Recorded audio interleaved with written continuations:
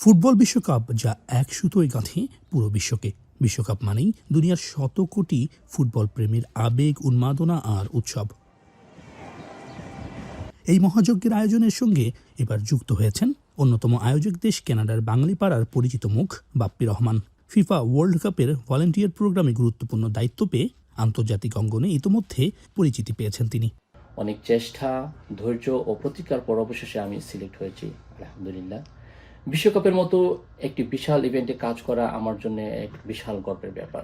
তবে বিশ্বকাপের মতো মর্যাদাপূর্ণ আসরে যুক্ত হওয়া সহজ ছিল না তার জন্য। বিশ্বজুড়ে 10 লাখের বেশি আবেদনকারী এই প্রোগ্রামে একজন হতে আবেদন করে।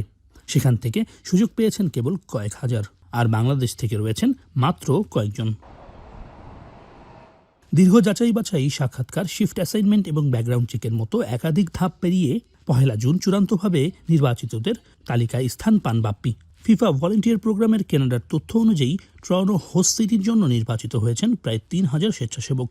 প্রতি 80 জন আবেদনকারীর মধ্যে সুযোগ পেয়েছেন মাত্র একজন।